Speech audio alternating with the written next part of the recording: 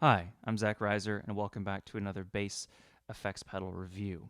Today we're going to be jumping into the MXR Bass Distortion. This is a relatively simple pedal, but it's still a very cool thing to add to your effects arsenal. This is loosely based off of a Fuzzrocious rat tail, which is a clone of the Proco Rat. I've always loved the sound of a rat distortion pedal, but unfortunately they don't work very well on bass. They cut a lot of low end out. But the guys at MXR, combined with Fuzzrocious, have made a very cool bass rat pedal. So let's jump into it. Here is my Dingwall ABZ dry tone, as always. Helps if I turned it on.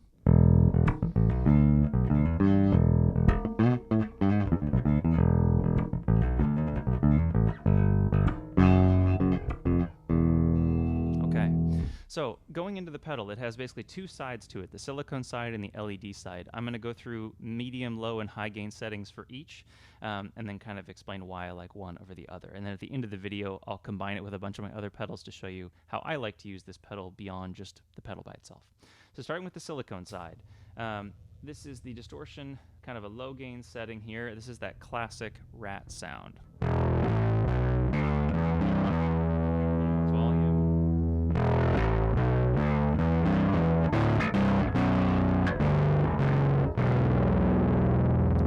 Really saturated, kind of fizzy rat sound. Let's try something a little bit higher on the neck just for fun.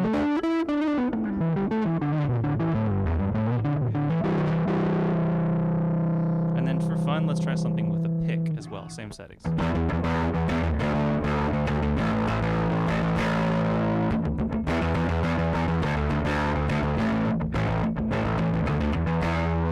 Okay, let's try a medium gain setting here.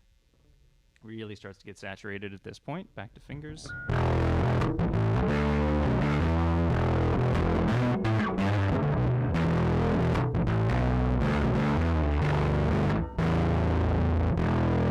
Now for fun, let's crank this distortion all the way up, same lick.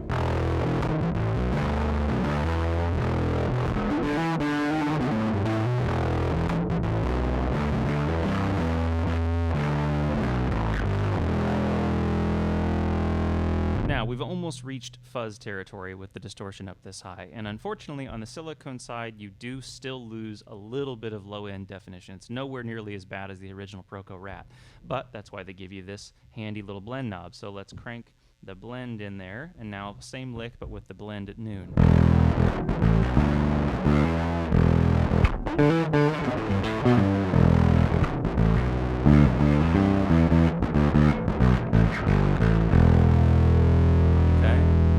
This is a good demonstration of why I don't like blend knobs personally, but this is just my preference. Blends always sound like my bass signal is sitting on the bottom and then it's just putting fuzz on top, rather than my whole signal being saturated by the distortion. And for me, it's just not my preference. So I almost never use blend knobs, which is one of the reasons I don't use the silicone side of this pedal. I use the LED side. But real quick, before I go to the LED side, let's hear what the tone knob does.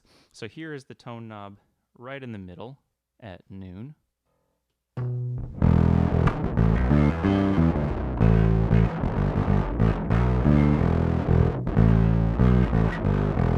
Okay. Now here's the tone knob cranked all the way. You'll find it's really, really nasally.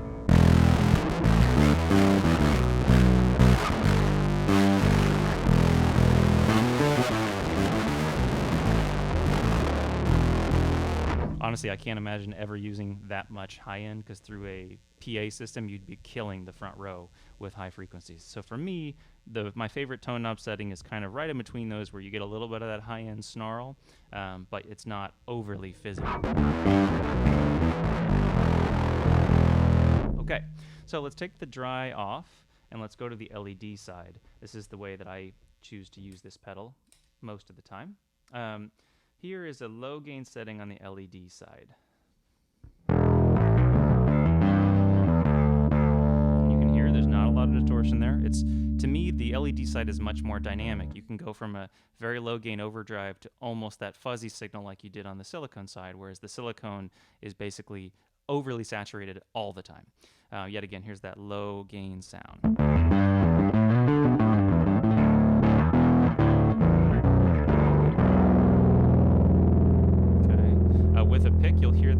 get a lot more of the pick attack on the LED side and a little bit more of that grunt, where, I don't know, the silicone side just sounds kind of thin. But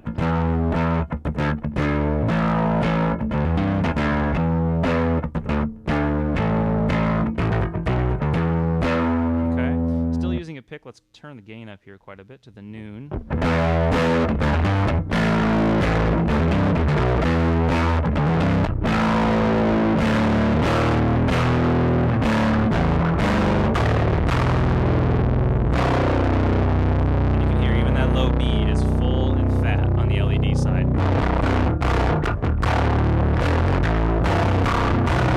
Same ridiculously heavy low B, but with the distortion, let's just max it.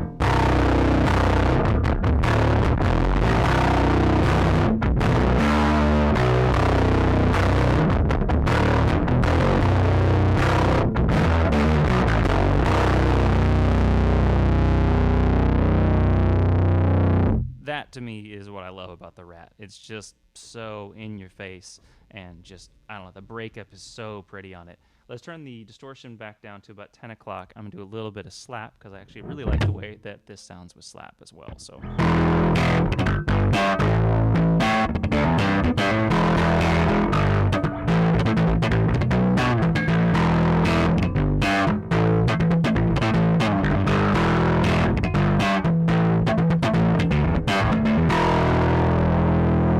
So it's kind of that cool in your face. You can almost kind of fake that like Larry Graham vibe when he turns on a big fuzz, but with more definition.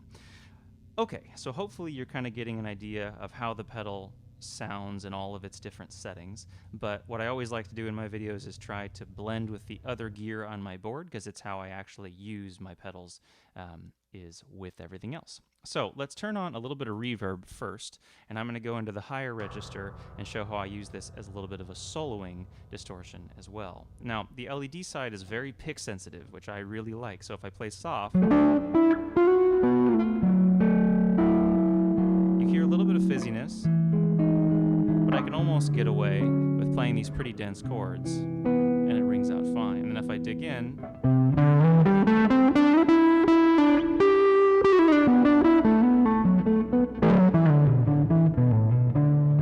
so I have so much control of the character of my note. If I play soft,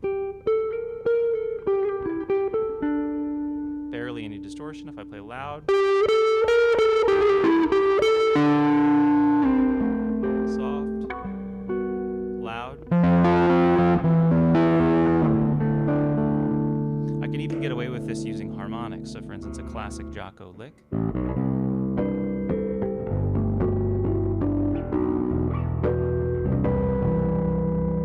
Nice little bit of saturation on the top. If I dig in though, it starts to snarl.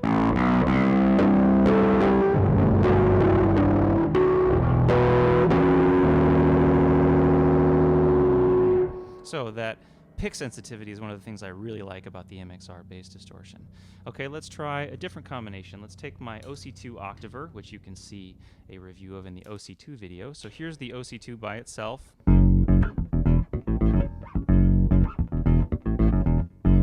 Same lick with the MXR on top.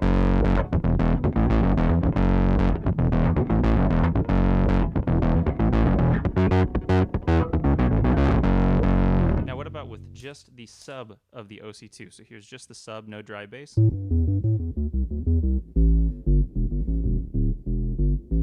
With the MXR.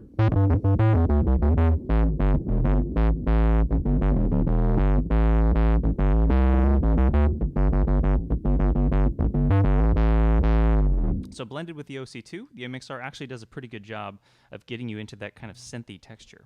One of my other things I like to do with any distortion, but especially the MXR Bass Distortion, is to mix it with different modulations. So one of my go-tos is actually a rotary speaker emulation effect. So this is kind of emulating that Leslie Cab vibe. This is coming from the Strymon Mobius.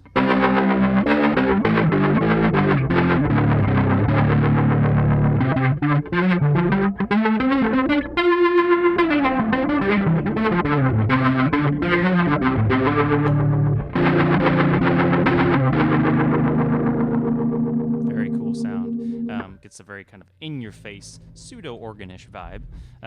Another classic thing to do with the distortion is run it into a phaser. I especially like this with a pick. So kind of that pick lick I was using earlier, but with a phaser.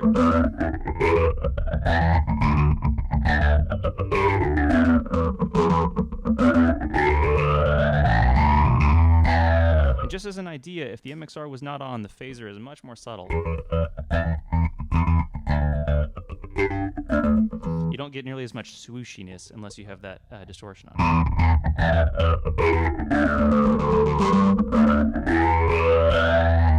Okay.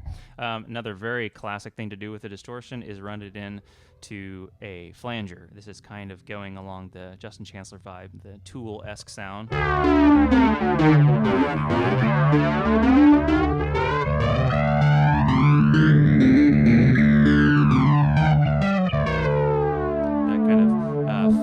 Really jet engine-y sound.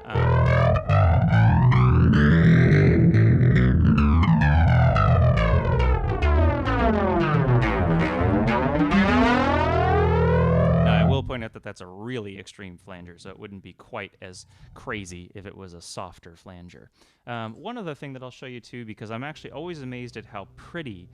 Because that it's based off of a rat, a lot of people assume it's going to be overly harsh, but it actually can be a very warm sounding overdrive or distortion. So what I like to do a lot of times is run it into a tape delay.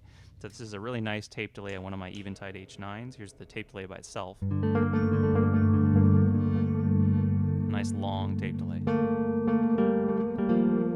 Now with the MXR, it almost kind of sound fuzzy. It's kind of like a like an old Pink Floyd vibe or something.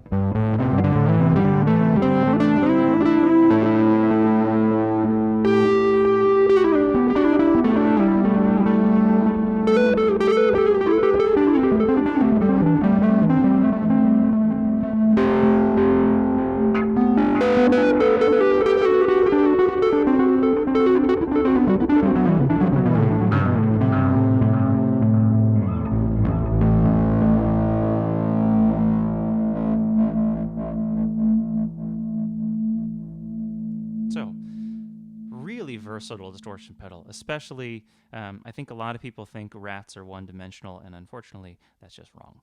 They're an incredibly useful distortion, and this is one of the best rat clones I've found for bass. So hopefully you found this useful. If you liked what you saw, please subscribe below, and I'll be back shortly with plenty of more pedal reviews. Thanks.